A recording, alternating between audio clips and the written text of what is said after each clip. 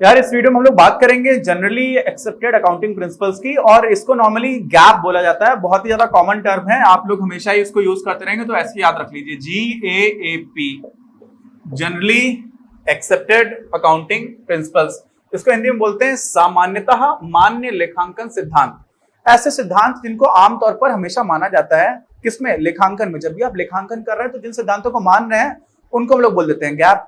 अच्छा, ये क्यों जरूरत होती है? फिर से वही बात हम लोगों ने पिछले चैप्टर में ही पढ़ा था, पिछले वीडियो में ही पढ़ा था, सॉरी, कि हम लोगों को एक रूपता चाहिए। एक रूपता क्यों चाहिए? जिसकी वजह से हम लोग तुलना कर पाए। तो यहाँ पर क्या है कि इसको डिफाइन कैसे करेंगे? अगर हमसे पूछा जाता है कि गैप होता क्या है, तो हम क्या बोलेंगे? वित्तीय विवरणों के लेखन, निर्माण और प्रस्तुतिकरण। प्रस्तुतिकरण का मतलब क्या हो जाता है? देखिए, लेखन और निर्माण को तो हम बोल सकते हैं रिकॉर्डिंग, ठीक है, कि आपने जो भी रिकॉर्ड किया, ठीक, और उसके बाद उसका क्या है? रिप्रेजेंटेशन है, प्रस्तुतिकरण है। तो उसके प्रस्तुतिकरण, लेखन, निर्माण और प्रस्तुतिकरण में क्या हो?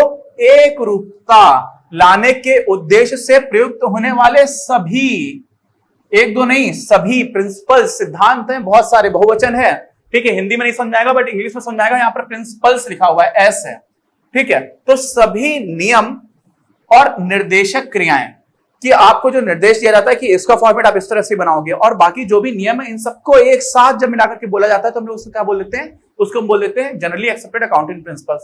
उदाहरण क्या होगा? जैसे मान लीजिए कोई भी लागत जब हम लोग लिख रहे होते हैं ना, कोई बिल्डिंग आपने कब खरीदी या कोई भी चीज, कुछ भी खरीदा है, तो लागत हमेशा हम लोग ऐतिहासिक दृष्टिकोण से देखते हैं। कैसे? ऐतिहासिक लागत का कॉन्सेप्ट होता है जो सारे लोग मानते हैं, और सबको यह भी पता है कि ये हमेशा पूरी तरह से ठीक नहीं है। कैसे नहीं ठीक है? जैसे आपने कोई बिल्डिंग आज से 50 साल पहले खरीदी थी 2 लाख रुपए की, और आज उस बिल्डिंग की कीमत हो गई 10 करोड़ रुपए, ठीक है, और आपने खरीदी थी 2 लाख रुपए की, तो आपके अकाउंट्स में अभी भी 2 लाख ही लिखा होगा। तो जो उसकी मार्केट वैल्यू है वो बहुत ज्यादा बदल चुकी है, लेकिन उसके बाद भी हम सारे लोग लेखांकन में ऐतिहासिक लागत का ही प्रयोग करते हैं। किसका प्रयोग करते हैं? ऐतिहासिक लागत का। जब ट्रांजैक्शन हुआ था, अब आपके पास बिल्डिंग पड़ी हुई है तो उसकी वैल्यू तो बढ़ती जा रही है, लेकिन वो वैल्यू कहीं पर भी दिखेगी नहीं तब तक जब तक आप उसको बेचोगे नहीं। समझ रहे हो? तो ऐतिहासिक लागत का जो सिद्धांत है ये सारे लोग प्रयोग कर रहे होते हैं। क्यों? क्योंकि गैप में ये चीज करने को बोला जाता है। इसके कारण भी है, दूसरा कारण भी है। दूसरा कारण क्या है कि भाई मार्केट वैल्यू तो हमेशा बदलती रहती है। मार्केट वैल्यू में हो सकता है कि आज ज्यादा महंगी चीज है, कल सस्ती हो जाए वही चीज, और हर इंसान के लिए अलग अलग होती है मार्केट वैल्यू। मुझे हो सकता है वो चीज ज्यादा पसंद है तो मैं उसको और महंगा खरीदने के लिए तैयार हूं। नीलामी होती ना, तो नीलामी में हर आदमी अलग अलग तरह से खरीद रहा होता है। तो मार्केट वैल्यू को एकदम जज कर पाना किसी भी पॉइंट ऑफ टाइम पर भी डिफिकल्ट है, और समय के साथ तो हमेशा ही बदलती रहेगी। तो इस वजह से ऐतिहासिक लागत में क्या होता है? हमारे पास उसका सत्यापन करने का कोई अधिकार, कोई तरीका होता है। क्या होता है? सत्यापन हो सकता है। कैसे हो सकता है सत्यापन?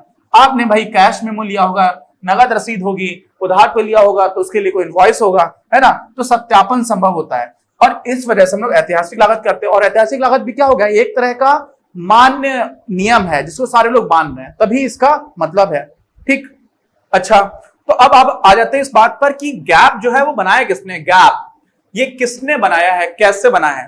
तो इसके बनने के बहुत सारे तरीके रहे हैं। क्या क्या तरीके रहे हैं? एक तो भाई पूर्व अनुभव। हम लोगों ने जब भी, हम लोगों ने मतलब मैंने नहीं, आपने नहीं, हम लोगों ने मतलब पूरी मानवता ने जब भी लेखांकन का काम करना स्टार्ट किया और देखा जैसे जैसे हमारा एनवायरनमेंट बदलता जा रहा है, बिजनेस एनवायरनमेंट बदल रहा है, अलग अलग तरह के व्यवसाय हो रहे हैं, तो उसके साथ साथ जो भी हमारे अनुभव आ रहे थे ना, उन अनुभवों को हम लोगों ने इकट्ठा करना किया, और उन अनुभवों से हमें समझ में आया कि यार कौन सी चीज ज्यादा सही है, कौन सी चीज ज्यादा सही नहीं है। तो वहां से भी हम लोगों ने अपने गैप में बहुत सारी चीजें समझना स्टार्ट किया कि यार ये चीज करनी चाहिए, ठीक है। तो करते करते अनुभव से सीखे हैं। ऐसे ही परंपराएं बन गई बहुत सारी। कई चीजें ऐसी हैं जो जरूरी नहीं है कि बहुत ही अच्छी हैं या बहुत उनका साइंटिफिक आधार है, वो ऐसे करते आ रहे क्योंकि उनका आधार है। जैसे मान लीजिए बहुत सारी चीजें होती ना, अब मान लीजिए भारत में आप बाईं तरफ चलते हो रोड पर, ठीक है, अमेरिका में आप जाओगे तो आप रोड पर किधर चलते हो? दाईं तरफ चलते हो। भारत में आप बाईं तरफ चल रहे होते हो।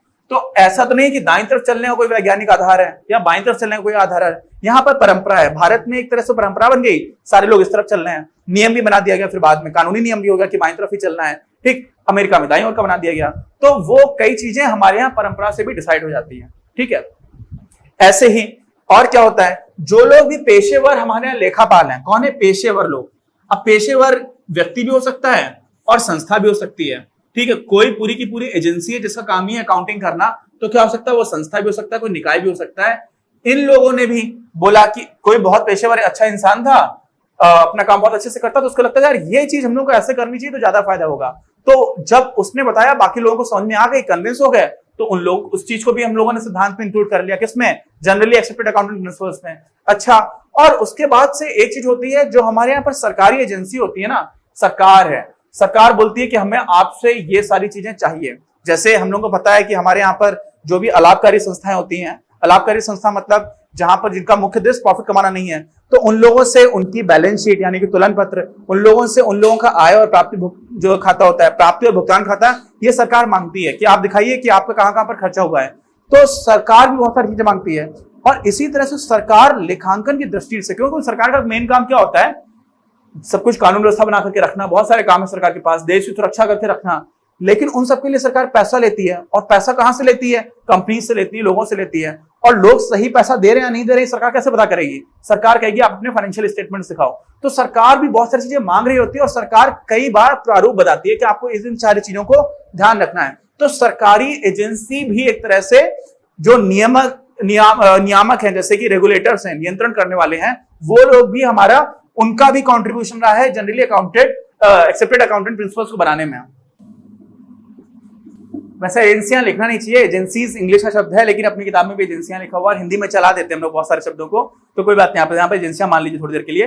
तो ये वो है जिनकी वजह से क्या हो गया है, जनरली एक्सेप्टेड अकाउंटिंग प्रिंसिपल्स हम लोगों ने बनाए हैं, सामान्यतः मान्य लेखांकन सिद्धांत हम लोगों ने बनाए हैं, ये बनते आए हैं। और ये सिद्धांत ऐसे नहीं कि बन गए तो बन गए, बदलते रहेंगे निश्चित रूप से। आप सोचो, सरकारी एजेंसी है, अब सरकार को लगता है कि यार ये हम लोगों ने अभी तक ऐसे कर रहे थे, और इस वजह से हम लोगों का जो भी पिक्चर दिख रही थी वो ज्यादा ठीक नहीं थी, अगर हम ये वाला नियम थोड़ा सा बदल दें तो और चीजें ठीक हो जाएंगी। तो अगर सरकार इस तरह की बात बोलेगी तो लोगों को मानना भी पड़ेगा। तो इस वजह से क्या हो जाता है कि जो भी हमारे गैप है ना, ये एक तरह से स्थिर नहीं है। क्या नहीं है? स्थिर है। क्या स्थिर नहीं है? स्टैटिक नहीं है। ये कैसे हैं? गतिशील है, बदलते रहते हैं। लेकिन अब बदलते रहने में मतलब ये नहीं है कि दिन दूने रात चौगुनी प्रगति हो रही है, इस तरह की कोई चीज हो, समझ रहे हो, कि लगातार बदल रहे हैं, ऐसा नहीं है। बहुत अच्छे से सोच विचार किया जाता है कि यार ये चीज करनी चाहिए, नहीं करनी चाहिए।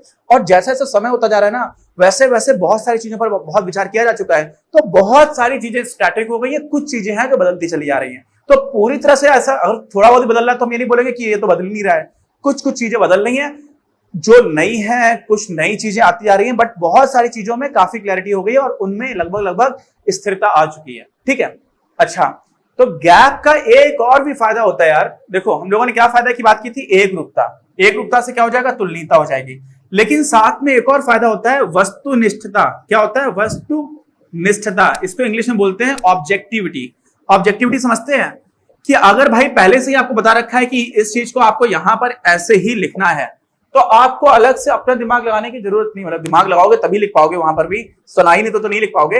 लेकिन ऐसा नहीं हो जाएगा कि मैं अलग तरह से लिखूं, आप अलग तरह से लिखो, कोई और किसी भी तरह से लिखे, तो वो ना लिखे। वहां से एक रूपता तो बनी रही है, साथ ही साथ वस्तुनिष्ठता भी बन रही है कि हमें पहले से क्लैरिटी है, एग्जैक्टली इसको ऐसे ही लिखना है। समझ रहे हैं? कई चीजें ऐसी हैं जिनको लेकर के हो सकता है कोई इंसान सोचे कि इसको तो इस तरह से लिखा जाना चाहिए। जैसे मान लीजिए एक उदाहरण देता हूं कि पुराना कोई खेलने का क्लब है, अब पुराने खेल का सामान बेचा जाता है, तो पुराने खेलने का सामान जब बेचा जा रहा है तो आप उस क्लब का एसेट कम हो रहा है ये मानोगे क्या कि परिसंपत्ति कम हो गई? दूसरा कोई बोलेगा यार ये खेलने का सामान तो हमेशा ही बेचना पड़ता है, तो इसको आप परिसंपत्ति मानो ही नहीं, इसको मान लो कि आप बेच रहे हो तो आपको कोई रेवेन्यू मिल रहा है ना, और बाकी का पूरा उसको डिप्रिसिएशन यानी कि मूल्यह्रास मान लो। नहीं समझ में आया तो कोई बात नहीं, छोड़ दो, हम लोग आगे की जब पढ़ाई करेंगे तो समझ में आ जाएगा।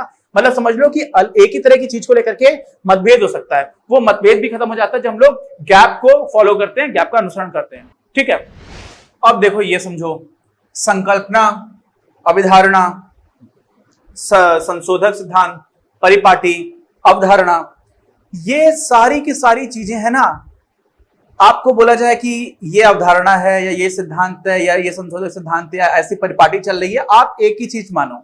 इन शब्दों का क्या अर्थ है, इनका शब्दार्थ, इन सब में मत जाओ। इन्हीं को इंग्लिश में भी अलग अलग नाम से बोल सकते हैं। संकल्पना को हम लोग बोल देते हैं कॉन्सेप्ट। क्या बोल देते हैं? कॉन्सेप्ट हो गया।